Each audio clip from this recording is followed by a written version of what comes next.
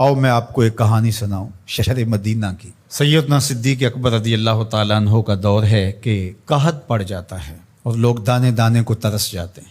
आपने ऐलान किया कि शाम तक मसला हल हो जाएगा। क्यों कि हज़रत उस्मान गनी रज़ी अल्लाह ताला अन्हो का तिजारती काफ़िला वापस आ रहा था मदीने में। 1000 ऊँट गले से भरे हुए शहर मदीना में पहुँचे। ताजर पहुँचे और उन्होंने कीमत लगाई कि जो चीज़ 10 रुपये की आप ख़रीद के लाए हैं हम 12 रुपये में ख़रीदने के लिए तैयार हैं। हज़रत उस्मान गनी ने कहा कि मुझे ज़्यादा नफ़ा चाहिए, मौका है, नफ़ा ज़्यादा से ज़्यादा कमाएं। हज़रत उस्मान गनी बहुत कामयाब ताजर थे, तिजारत के उसलूब को समझते थे।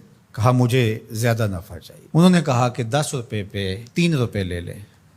आपने कहा मुझे इससे भी ज़्यादा चाहिए।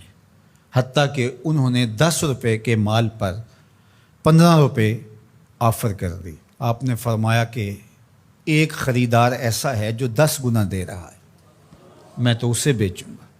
उन्होंने कहा कि वो ख़रीदार कौन है जो 10 गुना दे रहा है, 10 रुपये की चीज़ 100 रुपये में ख़रीद रहा है तुमसे।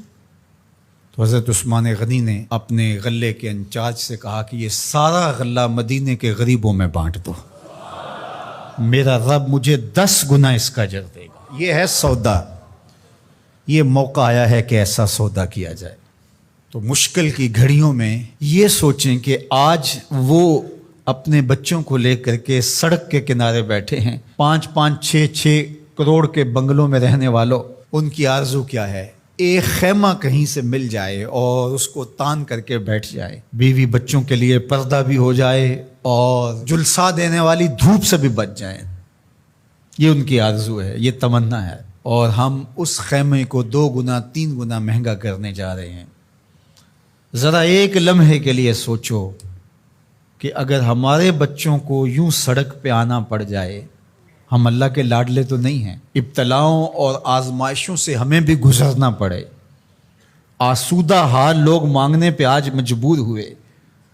जो खुद बांटा करते थे, दिया करते थे, आज अगर कितार में वो लग के खड़े हैं तो क़यामत नहीं है, तो ये क़यामत यहाँ भी तो आ सकती थी। तो आज 2 गुना 4 गुना करने वाले ज़रा एक लम्हे के लिए सोचें कि उनको अगर यूं खड़ा होना पड़ जाए धूप में, जुलसा देने वाली धूप में, अपने बच्चों को लेकर, अपनी बीवी को लेकर, अपनी शहजादियों को लेकर के, तो बताओ क्या मिजाज होगा। तो ये मौका इस तरह की कमाई करने का नहीं, आखिरत की कमाई करने का है। ये मौका उन गरीबों की दुआएं लेने का है। ये मौका उन दुखियारों की, लाचारों की, परेशान हालों की, मजबूरों की, उन फंसे हुए लोगों की दुआएं लेने का है।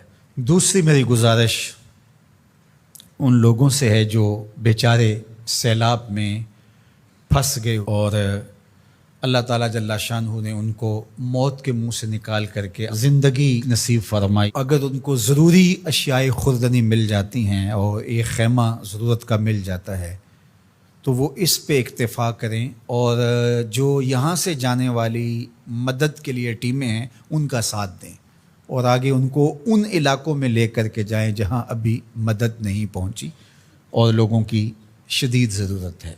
तीसरी बात मैं हुकूमत वक्त से कहना चाहूँगा वो ये कि जो हुकूमत अज़ ख़ुद उनके लिए पैसे मुख्तस करती है और पूरी दुनिया से उनके लिए जो अमदाद आ रही है उसकी एक एक पाई उन हकदारों तक पहुँचनी चाहिए।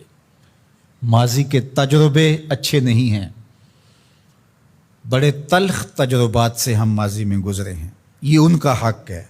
चावल का एक दाना भी अगर तुम्हारे पेट में चला गया वो तुम्हें चैन ज़िंदगी भर नहीं लेने देगा, तुम्हारी नस्लों को भी उसका हिसाब देना पड़ेगा। इसलिए जो भी मदद आ रही है उन लोगों की अश्क शोई के लिए वो 1 रुपया है या 1 लाख रुपया बनता है फ़ीकस के हिसाब से, पूरे इंसाफ के साथ, दयानतदारी के साथ, शफ़ाफ तरीके से उन मजबूरों तक, उन लाचारों तक, उन मफलूकुल हाल लोगों तक।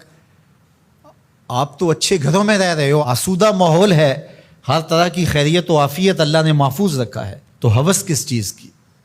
उन लोगों तक पहुंचाओ जिनके मकान भी पानी में बह गए। अल्लाह की रज़ा के लिए ये काम करने का वक्त है और इस मुश्किल वक्त में انصاف کے ساتھ، شفافیت کے ساتھ جب حقداروں تک حق پہنچے گا تو عرش کا مالک بڑا راضی ہوگا، پاکستان کے حالات بدلیں گے۔ لیکن ماضی جیسا تجربہ ہوا تو اللہ کی ناراضگی ختم نہیں ہوگی۔ تو یہ میں گزارش کروں گا کہ شفاف طریقے سے آیان سلطنت کی ذمہ داری ہے اس آنے والی امداد کو ان تک پہنچائیں۔